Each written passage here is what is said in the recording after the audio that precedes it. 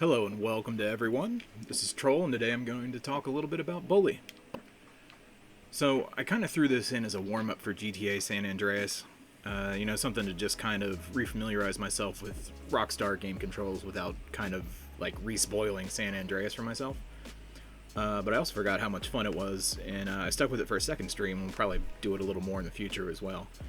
But it seemed like a good video idea to talk about how it holds up. So, how does it hold up? We'll talk a little bit about the history first. Bully was released in 2006 for PlayStation 2, and a Scholarship Edition came out for Xbox 360 in 2008. It was then released on PlayStation 4 in 2016, and then Android and iOS versions of it dropped in 2016 as well. The release numbers were anywhere from good to great. The initial reviews were pretty positive. Wound up with a 87 on Metacritic. It sold about 1.5 million copies, which is something else, especially for that this type of game in that era. Sequels talked about, and according to Video Game Chronicles, it actually got worked on for about 18 months in 2010, and it just never got traction, never dropped. But like any good Rockstar game, it also came with a pretty decent amount of controversy when it came out as well. Bully was banned in Brazil when it dropped in 2008. It did eventually come out there in 2016. Companies Curry and PC World in the UK wouldn't stock it, citing the explicit link, quote, the explicit link between violence and children. Did wind up being rated just 15 plus in the UK, and there were other chains that carried it, so it's not as if you couldn't get it there. Someone in Stream Chat also mentioned that it was originally banned in Australia, which doesn't surprise me at all given Australia's policies on video games. But the most ridiculous response, of course, was from some American personalities. Known clown, anti-video game evangelist, and disbarred attorney Jack Thompson attempted to have Bully banned from Florida shelves, called it a Columbine simulator, which is extra ridiculous, and we'll talk about that more in a second.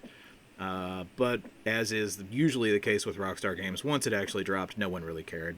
Mainstream media took a generally positive view of it, and there weren't any further issues.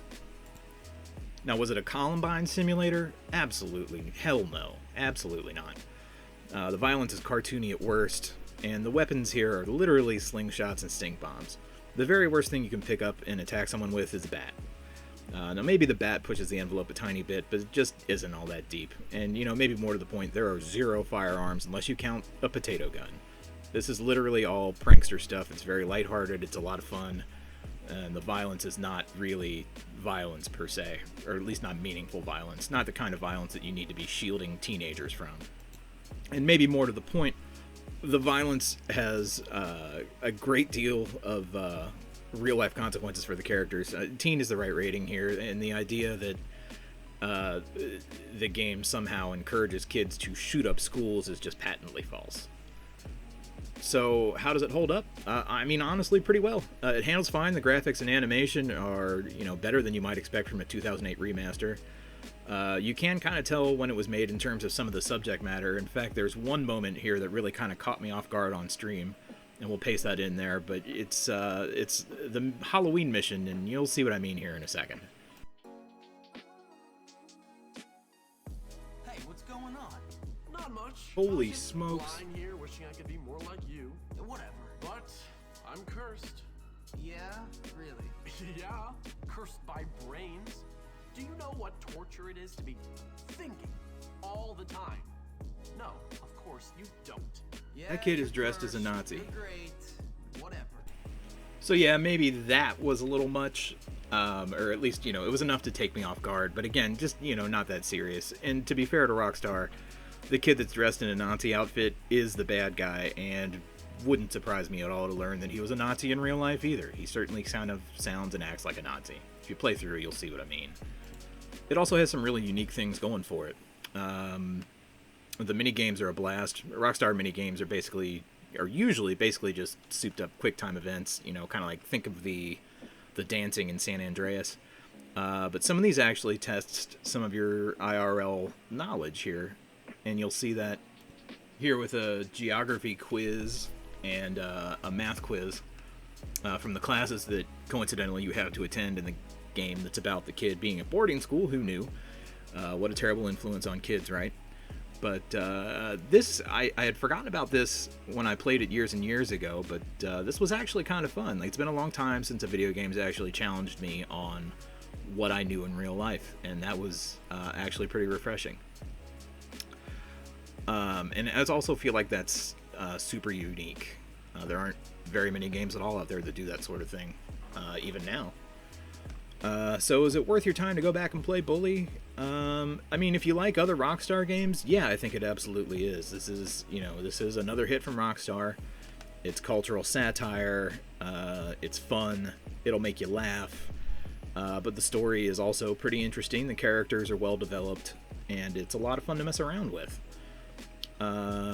Probably still, if you're not particularly partial to Rockstar games one way or the other, but if you like open world stuff and or games that are a little less serious or more lighthearted, this is almost certainly a good stop for you. I think it's worth your time to go back and check it out.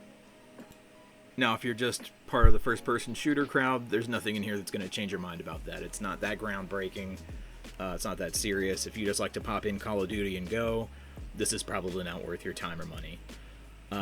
If you do decide you want to play it, it is on Game Pass, and you can also get it straight up for Xbox, PlayStation, and PC for anywhere from $8 to $16 US.